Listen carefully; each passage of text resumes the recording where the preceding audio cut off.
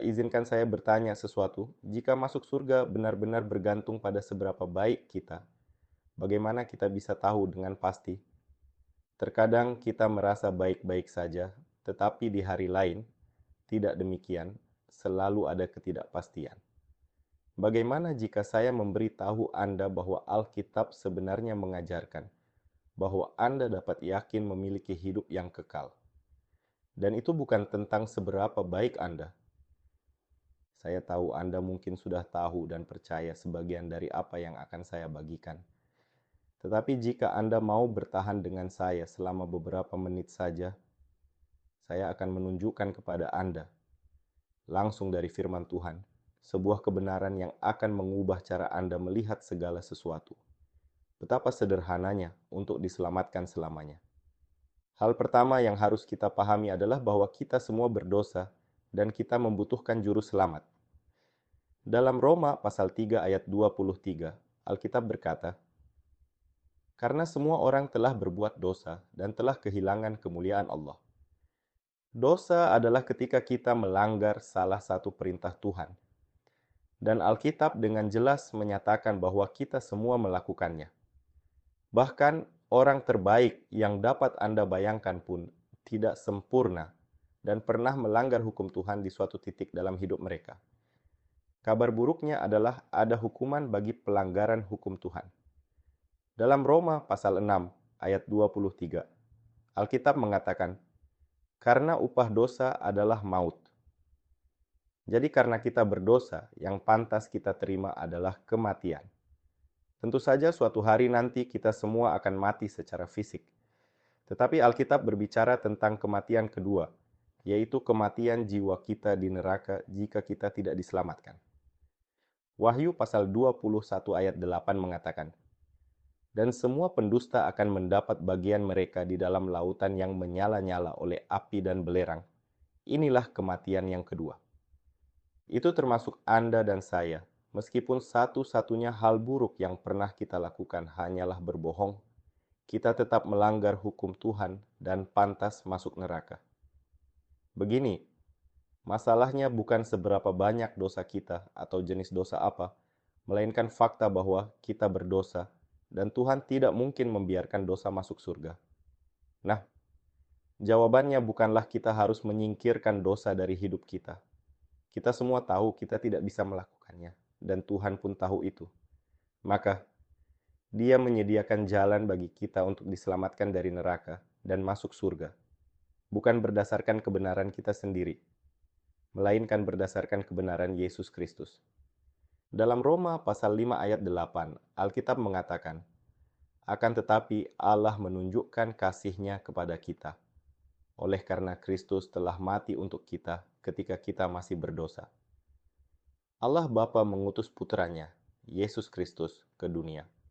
Dan Alkitab mengatakan, Allah telah menyatakan dirinya dalam rupa manusia. Dia sepenuhnya manusia dan sepenuhnya Allah, dan dia menjalani hidup yang sempurna dan tanpa dosa. Dia tidak pernah melanggar satu pun perintah Allah.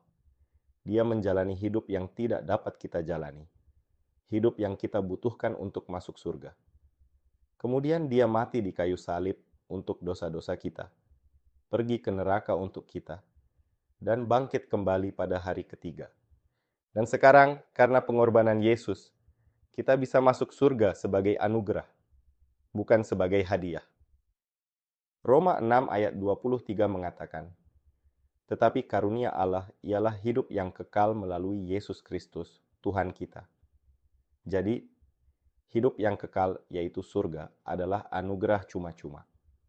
Dalam Efesus pasal 2, ayat 8 dan 9, Alkitab mengatakan, "Sebab karena kasih karunia kamu diselamatkan oleh iman. Itu bukan hasil usahamu, tetapi pemberian Allah. Itu bukan hasil pekerjaanmu. Jangan ada orang yang memegahkan diri." Dulu saya percaya surga adalah hadiah atas kebaikan yang saya usahakan, atas pelayanan saya kepada Tuhan, dan upaya saya untuk hidup benar. Kenyataannya, saya mengandalkan diri sendiri untuk keselamatan, berharap perbuatan baik saya akan membawa saya ke surga. Masalahnya, Yesus bukanlah juru selamat saya, karena saya berusaha menjadi juru selamat saya sendiri. Kabar baiknya adalah kita hanya perlu menerima keselamatan sebagai anugerah. Anugerah yang telah dibayar lunas oleh Yesus. Jadi yang jelas, kita adalah orang berdosa yang sedang menuju neraka. Tetapi Yesus mati untuk dosa-dosa kita, dikuburkan, dan bangkit kembali. Kini dia menawarkan keselamatan sebagai anugerah cuma-cuma, dan itu bukan sesuatu yang kita usahakan. Itu adalah sesuatu yang dia usahakan dan tawarkan kepada kita. Semuanya tentang dia dan pengorbanannya bagi kita. Roma pasal 6 ayat 23 mengatakan bahwa karunia Allah adalah hidup yang kekal. Dan kata kekal berarti selamanya. Izinkan saya bertanya, berapa kali Anda perlu menerima karunia yang kekal? Hanya satu kali. Keselamatan adalah peristiwa satu kali ketika kita percaya kepadanya untuk menyelamatkan kita, dan dia memberi kita hidup yang kekal. Keselamatan itu kekal karena Yesus sudah membayar semua dosa kita. Bahkan dosa-dosa yang akan kita lakukan di masa depan, semuanya sudah dibayar lunas. Anda mungkin bertanya-tanya, jika kita diselamatkan satu kali, apakah itu berarti kita bisa hidup sesuka kita dan masuk surga? Itu pertanyaan yang bagus dan jawabannya adalah, ya, karena ketika kita diselamatkan, kita menjadi anak Tuhan. Jadi, dengan pengetahuan itu, mengetahui bahwa saya diselamatkan selamanya dan anak Tuhan, jika saya melanggar perintah-perintahnya dan berdosa, dia akan mengoreksi saya di bumi ini. Tetapi dia tidak akan pernah mengirim jiwa saya ke neraka, karena dia adalah juru selamat dan ayah saya. Keselamatan itu mudah. Itu adalah hadiah cuma-cuma yang dibayar Yesus. Namun perjalanan kita dengan Tuhan setelah keselamatan, seperti hubungan apapun, memang membutuhkan usaha tetapi keduanya terpisah. Anda dapat diselamatkan dan memiliki hubungan yang buruk dengan Tuhan, tetapi Anda tetap anaknya. Mengapa ini penting adalah karena jika saya percaya saya dapat kehilangan keselamatan karena alasan apapun, maka apa yang sebenarnya saya percayai adalah bahwa keselamatan saya bergantung pada saya dan bukan pada Yesus dan pekerjaannya yang telah selesai. Artinya saya percaya pada diri saya sendiri dan bukan Yesus. Ketika saya percaya bahwa keselamatan itu kekal, itu menunjukkan bahwa iman saya 100% pada pengorbanan Yesus. Dan itu sudah cukup untuk menyelamatkan saya. Itu semua berkaitan dengan apa yang pada akhirnya kita percayai untuk masuk surga. Baik diri kita sendiri atau Yesus.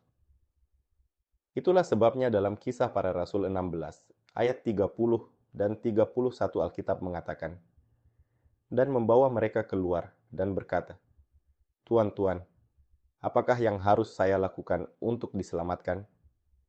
Dan mereka berkata, percayalah kepada Tuhan Yesus Kristus, dan engkau akan selamat, engkau dan seisi rumahmu.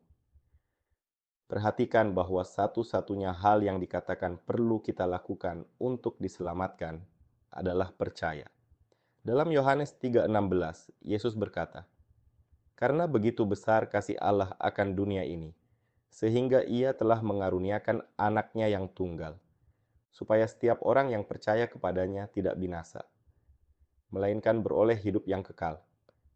Anda mungkin berkata, ya, saya sudah percaya kepada Yesus, dan saya tidak meragukan bahwa Anda memiliki iman kepada Tuhan dan percaya hal-hal dalam Alkitab. Tetapi mempercayai hal-hal tentang Yesus dan percaya kepadanya saja untuk keselamatan adalah dua hal yang berbeda. Sebelumnya, ketika Anda percaya bahwa surga adalah hadiah berdasarkan perbuatan Anda, atau bahwa Anda bisa kehilangan keselamatan Anda, maka Anda pada akhirnya percaya pada diri sendiri untuk keselamatan dan bukan pada Yesus. Saya mengerti bahwa itu menempatkan Anda di tempat yang rendah hati. Dan saya ingat ketika seseorang menunjukkan ini kepada saya, dan saya harus memutuskan. Saya dapat terus mempercayai apa yang saya lakukan sebelumnya, atau percaya apa yang dikatakan firman Tuhan, dan mengubah siapa yang saya percayai untuk menyelamatkan saya. Menerima hidup yang kekal adalah berhenti percaya pada Tuhan yang lain, atau diri kita sendiri. Berpikir bahwa kita akan pernah cukup baik untuk mendapatkan jalan kita ke surga, dan hanya sepenuhnya bergantung pada kematian, penguburan, dan kebangkitan Yesus Kristus, dan bahwa hanya itu hal yang akan menyelamatkan kita. Sahabatku, jika ini masuk akal bagimu dan engkau melihat keselamatan dengan jelas untuk pertama kalinya, Tuhan akan memberimu kehidupan kekal jika engkau memohon kepadanya. Roma pasal 10 ayat 9 dan 10 mengatakan, "Sebab jika kamu mengaku dengan mulutmu bahwa Yesus adalah Tuhan dan percaya dalam hatimu bahwa Allah telah membangkitkan Dia dari antara orang mati, maka kamu akan diselamatkan. Karena dengan hati orang percaya dan dibenarkan, dan dengan mulut orang mengaku dan diselamatkan. Jika kamu percaya akan hal ini di dalam hatimu, akuilah itu kepada Tuhan, dan Dia akan menyelamatkanmu selamanya." Saya ingin memimpin Anda dalam doa itu. Anda dapat mengulanginya setelah saya. Ya Tuhan, aku tahu bahwa aku seorang pendosa dan aku pantas masuk neraka.